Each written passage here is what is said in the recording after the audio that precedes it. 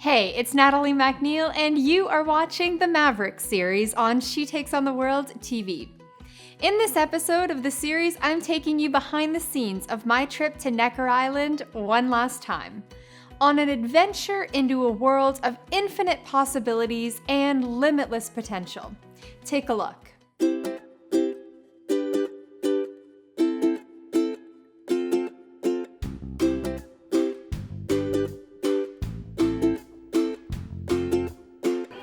I never thought I'd be saying this, but I'm at Richard Branson's house.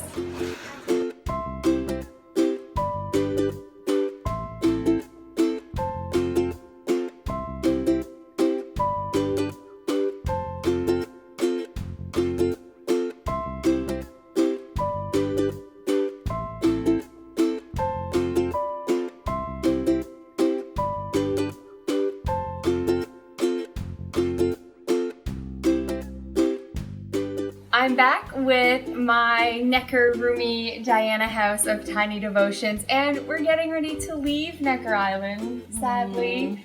And we've had this beautiful space. This is the day bed in our living room. It's so magical. This place it's hard to even describe. It's indescribable.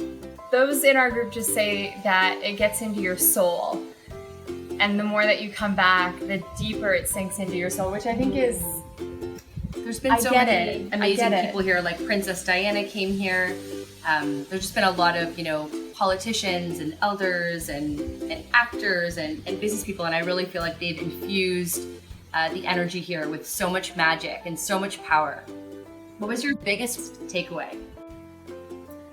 One of the things I loved from John was your unique ability can do 80%, 20% has to be addressed by others. So someone on your team can do 80% of the 20%, and you're always looking to find that 20% and focus your time there.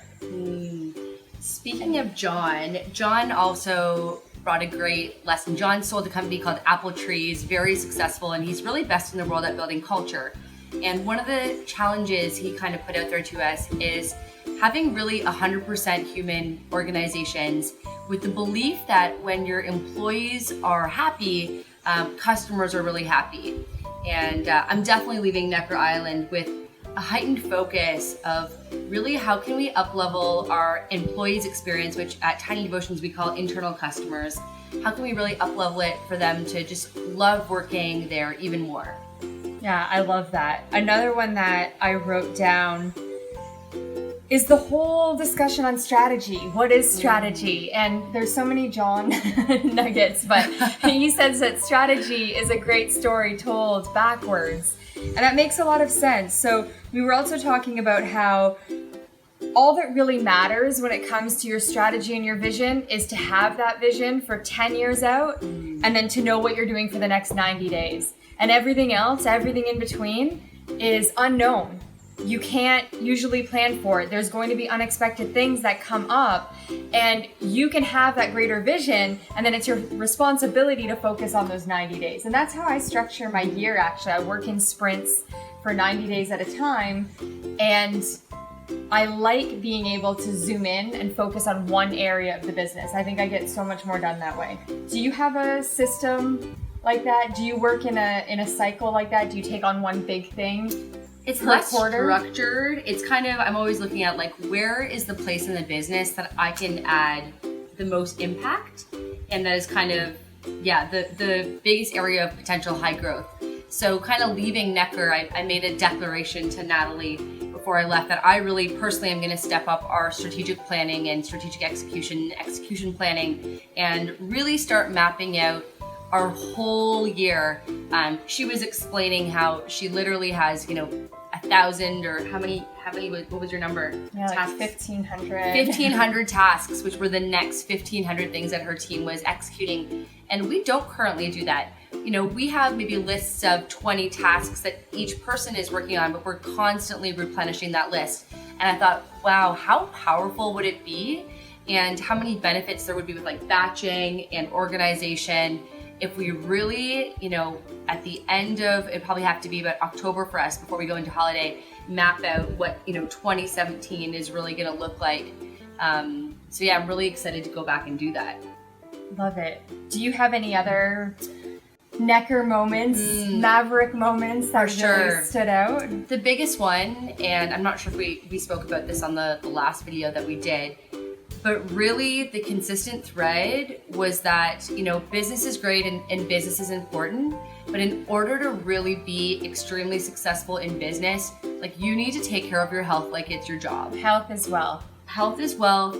And that literally needs to be the first thing on your list, not the last thing once you've done, your frog. So for me, again, I'm really good at kind of smashing that frog in the morning, and I really need to shift that into first really, baking all the health aspects into my life. So and then the other thing that it doesn't have to be hard. It doesn't have to be going to the gym and slogging away with the personal trainer. It's like, what is the thing that is the most fun thing in the world for you that's active, whether it's dancing, whether it's water sports, whether it's hiking, and really just like put that into your life and create the mantra that like the more you play, the more you have fun, the more you take care of yourselves, the more abundant you're going to be. Yeah, and we had a great conversation with Richard Branson at dinner, and he was talking about how he does exercise for usually at least 4 times a day. Crazy. But he changes it up. There's a lot of variety. And he said that he makes time for that because those hours actually give him usually at least a 2x return on his time.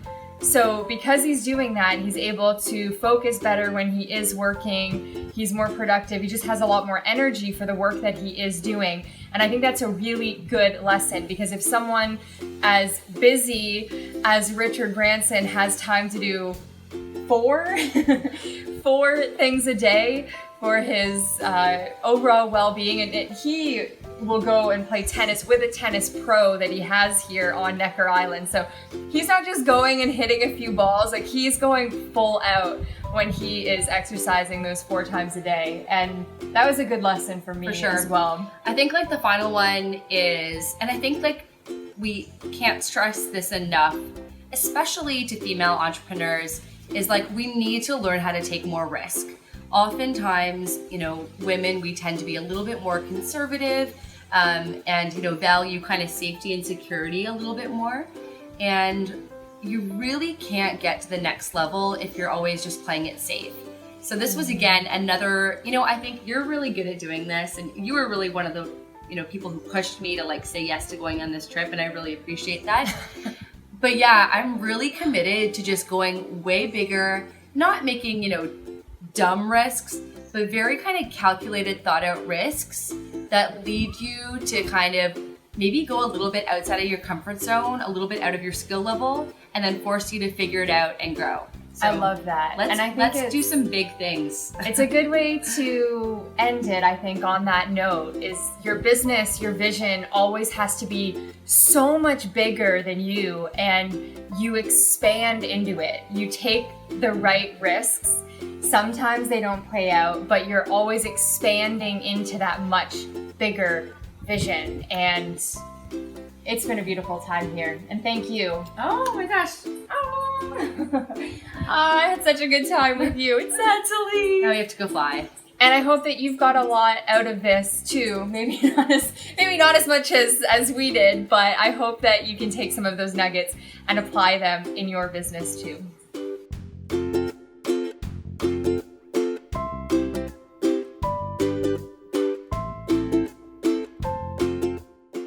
Thank you so much for watching this episode.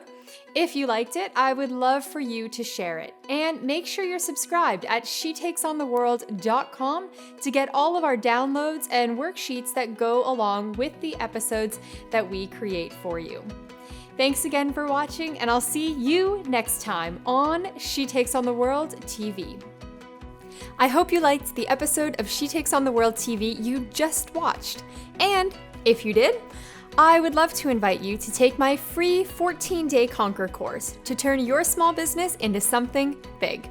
Come on over to shetakesontheworld.com/conquer course to sign up.